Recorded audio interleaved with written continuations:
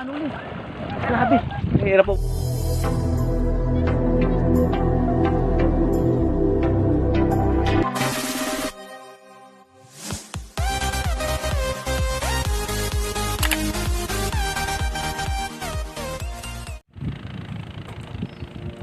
Muling magandang araw po sa ating lahat dyan. Welcome back po dito sa channel po ni Tito Dudes Vlog. Ngayong araw po ay panibagong adventure na naman po tayo dito po sa Lawa ng Bato. Bali po may kasama po tayong dalawang vlogger po, si Jairanatics Vlog at si Yoyoyo, si Kuya Noli Vlog po.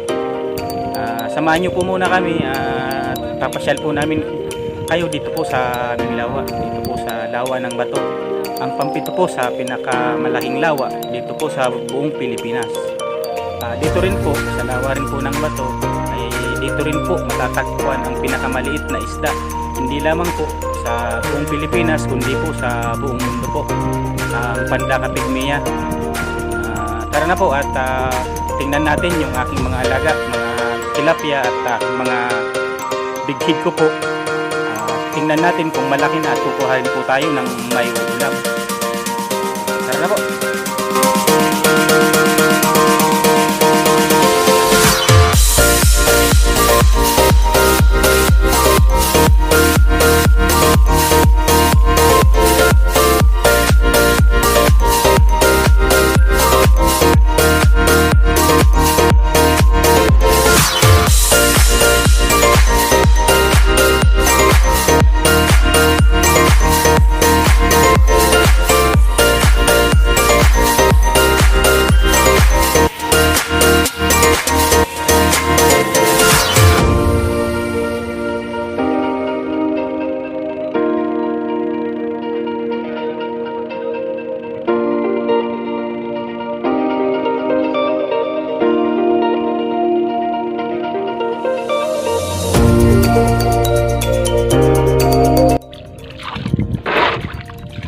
Tutorial daw ko paano kumuha ng hipon. Ay, isda pala, isda. Sorry.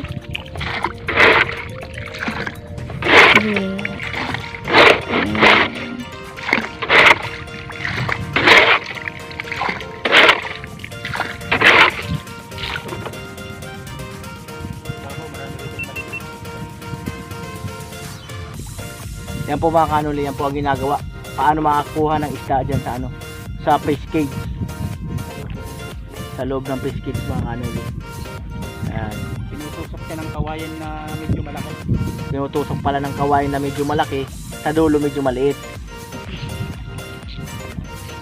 Ayan, pinapagulungan pala ng mga kanuli yung kawayan. Tapos papasok sa loob yung isda. Ay, marami na. Uy, nasa ibabaw. Sa loob yan, di may alaga to. Bukod pa yung nasa loob niyan. Oh. Ayun lang yung nasa labas. Ang dami mga kanuli, pampaksiw, grabe. Pampaksiw oh. Oh, pampaksiw. Ang talon-talon oh. Dami.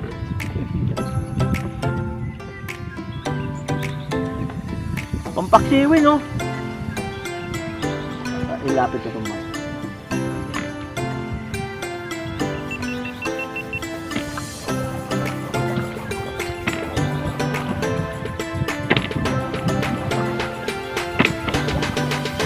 Wood pala. Sige na. Ano yan? Sige.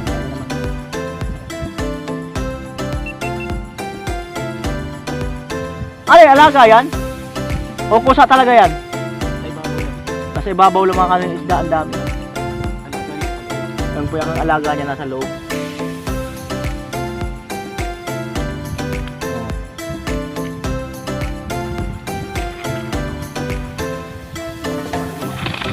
Uy!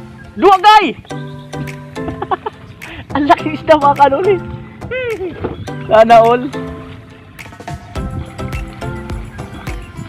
Pumalikpik. Ayun o. Ayun o. Nakaibabaw pala. Oo, malaki.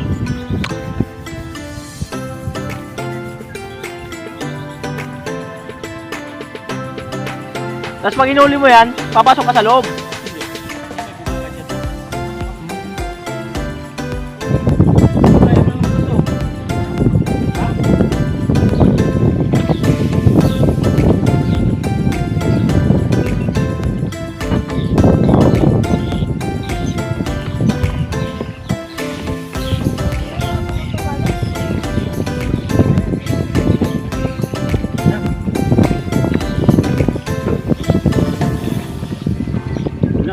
Hala!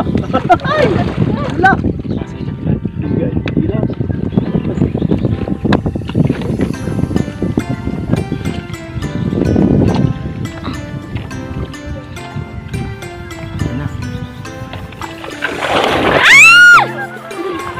Nakiwakan ulit.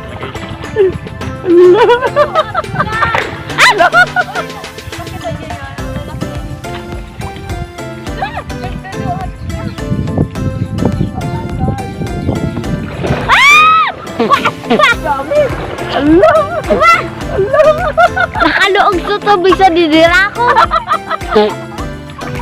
Ang lalaki. Dahil mabasa ka, lipat na ito ha. Doon ka na sa unahan dyan. Delikado, doon ka doon sa unahan. Mabasa ka. Delikado pa ito pag mabuksan mo ito bunga nga ano. Makawala yung amin. Basa pa dito. Yan.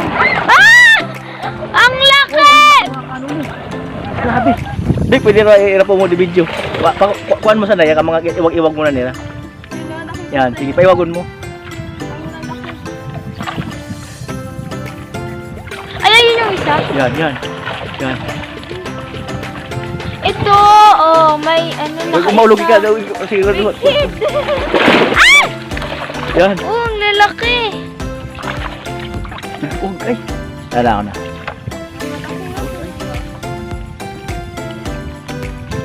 Wow! Wow. Maulugi ka, oy! Diba? Excited! Maulugi ka! Umula sa langit ka! Dito nakita eh. Laki! Ayun no, yung isa. May hipon din Maliit. mga kanuli. Ayan. Uy, ang dami palang hipon dito. Oh. Ay, ngagat! Ang daming hipon. Oh. Nakaka-enjoy pala talaga yan. Ang daming hipon mga kanuli. Uy, baka kagatin ako ng hipon. Nandito na sa akin. Oh, Ayan. okay. Hmm. Ay! Yung hipon ng ano. Hmm.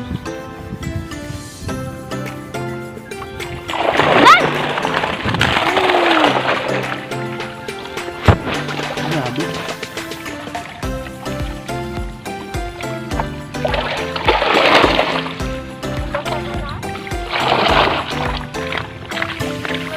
Ang lalaki.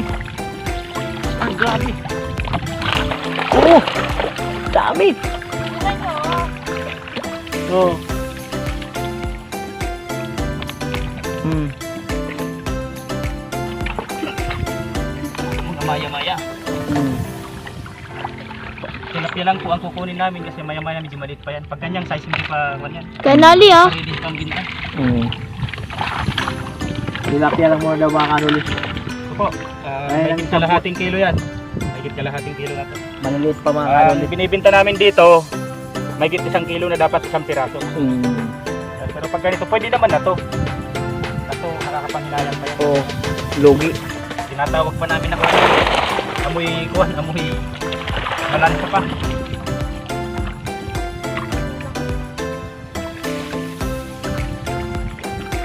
Yan. Uy.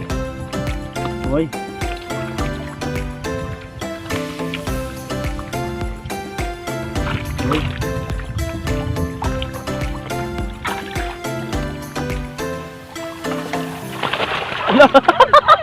Ito hipon na. Grabe pala yan! Hipon. Oo. Nakaka-enjoy mga kanuli. Grabe, nakakalibang. Ang cute ng mata. Yan, nasa loob siya. Pumunta kayo dito sa ano. Yan. Ba't po? Madali na pala manghuli dito mga kanuli. Oo. Ang dami nito dito. Mga kanuli, oh. Ay, yung buko. Yeah. Tas ito. Ngayon, kapag walang-wala ka, pag halimbawa mapukusan ka ng budget, pwede na itong mga pambiyahe. Yan. Talagang ano, Pero kung may budget ka pa naman, wag mo. sayang din yung pagbibentahan kung palalaki-lakiin pa. Ayun mga kanuli, oh. Wow, yan oh. Ang dami pa ng suso, no? Oo. Dami suso. Tilapia kasi rito, kakaunti lang kasi pinapatok lang. Yung damit ko at yung puti ko magiging itim. Kaamay na lang.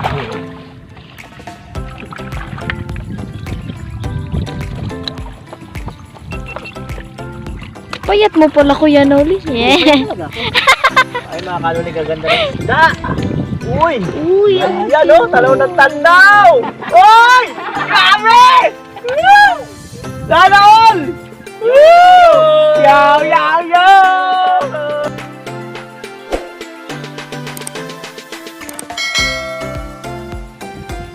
Pagkatapos po nating manguha ng isda doon sa fish cage ko, subukan rin nating hanapin yung panghuli ko po ng hipon, yung aking mga shrimp trap. Medyo matagal ko na kasing hindi naasikaso, kaya medyo mahirap na pong hanapin yun. Magbakasakali lang tayo, baka sakaling matsambahan natin, makakuha tayo ng mauukoy sa taas. Try lang natin. Yan po mga kanuli, kasalukuyang hinahanap yung ano, yung shrimp trap mga kanuli, trap. Ayan. Hinahanap kung nasaan. Paroroon. Sa dulo ba o sa dulo ng walang hanggan? Hanggang sa dulo ng walang hanggan.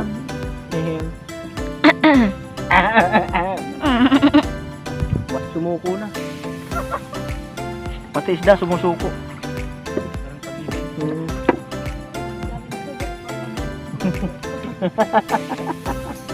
dami niyong alam.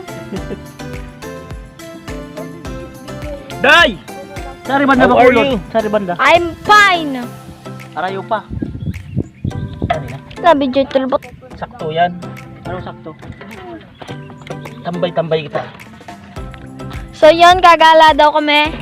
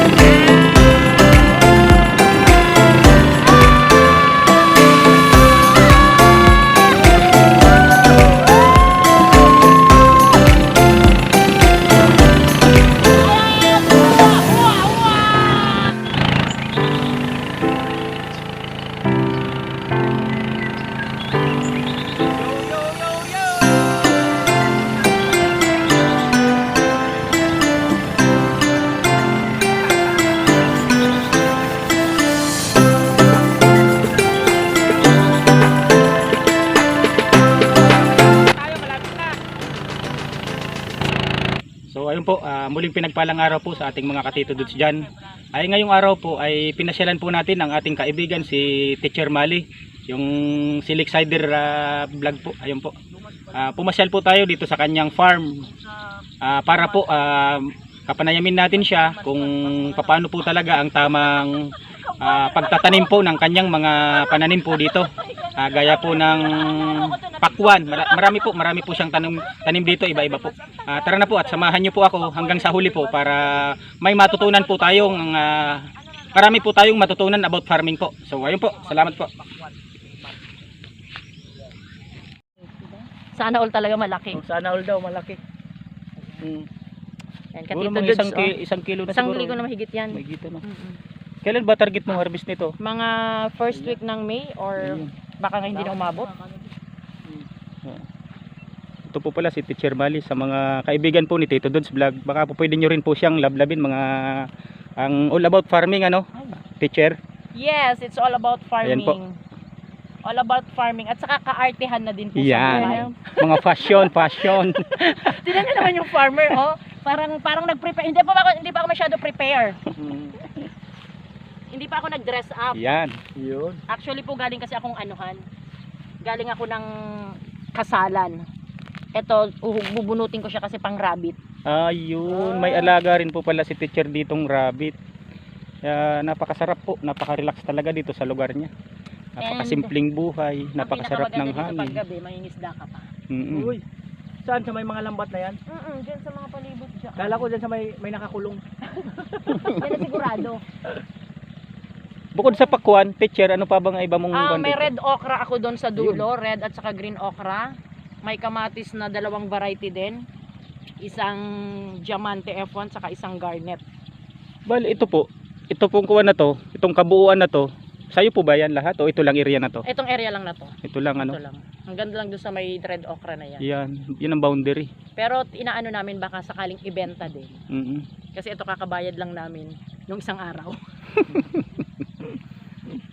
Nagkalkal po ako ng alkansya. Asan na yung rabbit? Andun lumangoy. Ala, kinakain na yung labanos. Ayan. Naggugusin na ng pakwan yung rabbit. Uunahan pa ata tayong mag-harvest ng kuwan eh. Mag-harvest ng rabbit sa pakwan. Kinain na ng labanos yung rabbit. Napakasarap mamuhay sa ganitong lugar. Yan dyan. Kinain na Kaya, ng pakwan yung aso. ikaw Kuya Noli, kung sakaling papalarin tayo, ano ba mga plano mo kung sakaling magpo-for good ka na? Ako, Mga- gusto ko rin talaga yung farming. Kasi lalong-lalo na may lupa naman talaga. Mm-mm. Hindi pa talaga ako nakakapag-isip kung saan ako stable ng kung saan. Kasi Oo. family ko nasa Bulacan. Meron kami sa Samar. Tatay ko, biyenan ko nasa Albay. At dito nga sa Kamsur, sa Bato. So nahirapan din ako mag-decide kung saan talaga ako yung mag-establish. Mm-mm. Yan, so for the meantime, mag-isip-isip muna ako. Gusto ko rin yung ganyan, yung palaisdaan. Mm-mm. Ganda rin kasi nakaka-relax talaga. Maganda kasi yung marami ka rin makukontent. Mm-mm. Bukod sa charity, mayroon kang farming para marami-rami rin yung natututunan ng mga viewers. Ayan, yun po. Kaya, well said Kuya Noli, salamat sa pagbabahagi mo ng yung kwan. Kaya, Jay, ikaw, ano ba kung sakali man na kuwan, kung sakali man na Ikaw ay lalayo. Ah? Kung sakaling ikaw ay lalayo. kung sakaling sabihin na natin na bibigyan ka ng isang pagkakataon talaga, for example, nakagraduate ka na, naging ayos na buhay mo. Ano ba talaga kung sakali man? Pero alam ko malayo ka pa sa ganyan. Ano pa ang gusto mo talaga pag sakaling magpo-for good ka na? For good. Mm-mm. Makakatayo ng isang business. Gaya ng Gaya ng ganito, simple lang yung buhay, isdaan. Tapos magpapatayo ng bahay dito sa gilid ng lawa, ganon. Kasi nakaka-relax din po talaga yung lawa. Lalo na pag ang dami-dami mong iniisip, syempre di mo na alam kung saan ka talaga pupunta. Kaya mas maganda talagang parang katabi mo lang yung lake. Nakaka-relax. Ayun, maraming salamat Jerenatics Vlog. Kaya lagi niyo po nating suportahan sa mga supporter po ni Tito Dudes Vlog. Si Jerenatics Vlog po ay pakisuportahan niyo rin po para po magsama-sama po tayo hanggang sa huli. Ayun po, maraming salamat po. O paano ako magde-decide. Ayan, so ngayon, basta lala akong na-inspired, tama ba? Na